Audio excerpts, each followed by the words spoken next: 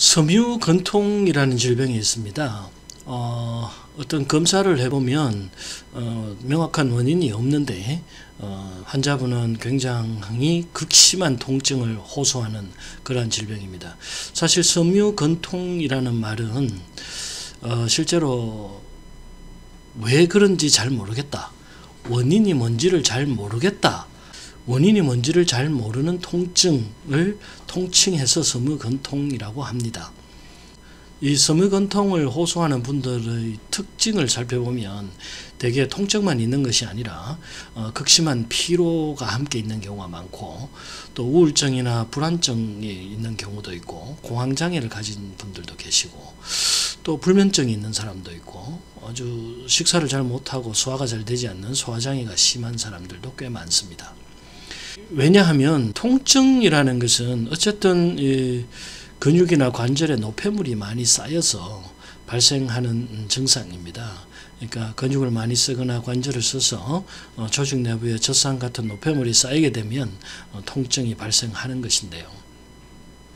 정상적으로 건강한 사람들은 이러한 젖산이 쌓이거나 하면 다시 혈액의 수송에 의해서 면역작용에 의해서 영양 교환이 이루어지죠. 노폐물은 제거가 되고 새로운 영양분이 공급되게 되어 있습니다. 그런데 이러한 교체가 잘 되지 않는 것이 만성 통증의 원인이 되는 것입니다. 섬유건통 환자분들이 이렇게 통증뿐만 아니라 여러 가지 질환을 함께 가지고 있는 이유는 대체적으로 자율신경의 문제를 함께 가지고 있기 때문으로 봅니다. 그러니까 스트레스나 어떤 긴장 혹은 오래된 질병으로 인해서 이 자율신경의 균형이 깨지고 교감신경이 과흥분을 하게 되면 되게 근육 내 노폐물이 더 증가하거든요. 또 근육도 수축해서 이 경련을 일으키기가 쉽고, 또 노폐물도 더 많이 쌓이고, 또 혈관이 수축함으로써 혈액순환이 잘 되질 않기 때문에 노폐물이 제거도 잘 되질 않습니다. 이 교감신경이 과흥분되면 이러한 통증 외에 인체 신경들이 전부 예민해져 버리기 때문에 불면증이 생기기도 하고, 두통도 생기고, 또 이명이나 안구건조증, 입마름증, 심장이 두근두근 뛴다든지 이런 증상들이 많이 증가하게 됩니다. 또한 대부분의 신경 전도가 증폭이 됩니다. 그래서 신체 부분에서 팔이나 다리의 일정한 부분에서 통증이 유발된 다음에 그 통증 신호가 뇌로 전달되고, 뇌에서 그것을 통증으로 인지하게 되는데, 이러한 인지 과정에서 이 통증 신호가 증폭이 됩니다. 조그마한 자극에도 더 큰 통증으로 느껴지는 그런 상황이 만들어지는 거죠. 사실 이 통증이라고 하는 것은 굉장히 주관적이고 상대적입니다.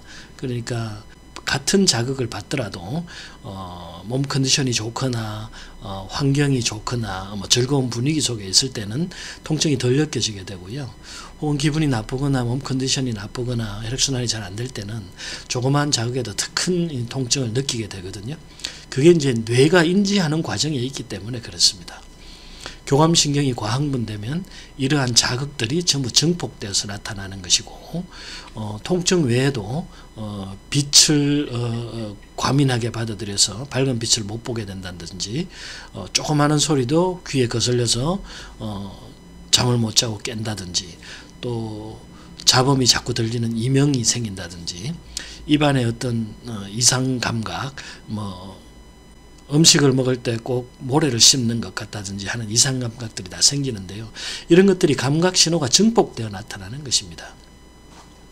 그리고 이렇게 교감신경이 과흥분되게 되면은 대체적으로 부교감신경은 약해지거든요. 부교감신경이 약해진다는 것은 위장, 소장, 대장, 방광, 자궁, 전립선 등의 이제 기능이 약해진다는 걸 뜻합니다. 그래서 통증 환자분들이 대개 소화장애나 과민성 대장, 과민성 방광, 혹은 생리통, 또 자궁질환 등을 대체적으로 함께 가지고 있는 분들이 많고요. 또 이 교감신경이 과흥분하고 부교감신경이 약해지면 혈액순환도 나빠지게 되어 있거든요. 혈액순환이 나빠지니까 몸이 냉해진다든지 여기저기가 저린다든지, 나아가서 노폐물이 또 더 많이 쌓이니까 차진다든지 하고, 또 만성 피로가 함께 있는 경우가 많습니다. 만성 피로 증후군이 이 만성 통증 증후군, 섬유건통과 함께 나타나는 경우가 거의 대부분이라고 보시면 되겠습니다. 그래서 이 치료는 되게 자율신경을 조절해 주는 것이 가장 좋은 것 같습니다.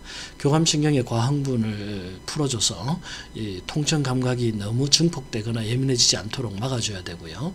또 부교감신경을 강화시켜주면 위장소장, 대장이나 전립선, 자궁의 이 기능이 활발해지면 몸 근육들이 대체적으로 이완이 되거든요. 그래서 통증 자극이 줄어들 수 있고, 또 혈액순환이 잘 되게 해줘서 노폐물이 빨리빨리 제거될 수 있고 새로운 영양분이 공급될 수 있도록 도와주는 것이 가장 좋은 것 같습니다. 그리고 이 급성통증, 그러니까 타박상 같은 경우를 제외하고는 거의 대부분의 통증은 온열요법이 도움이 됩니다. 그래서 반신욕이나 온천욕 같은 것들이 도움이 되고, 몸을 따뜻하게 해주는 생강차나 대추차, 인삼차 같은 것도 도움이 될 수가 있겠습니다. 마지막으로 이 통증을 없애는 방법 중에 가장 좋은 것이 운동이거든요. 사실은 운동을 해서 심폐를 튼튼히 해주고 혈액순환도 도와주고 또 근육량도 늘려주고 하면 통증은 줄어들게 되어 있습니다. 장기적으로. 금방 줄지는 않습니다. 대신 이제 운동을 할 때 가장 주의해야 할 것이, 이 운동을 하면 금방은 통증이 더 많이 생기거든요. 여기저기가 아프단 말이죠. 대신 시간이 지나면 이제 오래된 조직, 손상된 조직들이 떨어져 나가고 새로운 세포가 자라면서 이 통증 없는 몸을 만들어 주는데, 이 만성 통증이나 섬유건통을 가지신 분들은 통증 자체를 두려워하시기 때문에 운동의 접근을 방해하는 것 같습니다. 근데 이게 역설적으로 우리 통증이라는 것은 사실 가만히 있다고 해서 안 아프지 않거든요. 가만히 있으니까 혈액순환이 안 되고 스트레스가 그대로 있으니까 교감신경이 흥분되는 것이거든요. 이 요가를 하시는 분이나 선수련을 하시는 분들 중에 되게 일부러 고의적으로 내 몸에 고통을 주는 경우가 있잖아요. 바늘 위를 걷는다든지 불 위를 걷는다든지, 또 몸을 극한에 이르도록 운동을 강하게 한다든지, 이런 것들이 사실은 능동적으로, 그러니까 내 스스로 내 몸에 고통을 주게 되면 사실 신경은 빨리 회복이 됩니다. 그래서 신경이 회복되게 하기 위해서는 스스로 운동을 통해서 고통을 좀 만들어 나가는 것이 오히려 내부에서 만들어지는 그러한 통증을 제어하는 한 방법이 될 수 있다. 이런 것도 한번 고려해 보시면 좋겠습니다. 섬유건통이 자율신경의 이상에 의해서 발생한 것이라고 보기 때문에 대개 뇌신경의 손상도 조금씩 보입니다. 그래서 섬유건통 앓으시는 분들이 만성 피로와 더불어서 이 기억력 감퇴라든지 판단력자, 또 집중력이 급격히 떨어지는 그런 인지력 장애가 많이 보이거든요.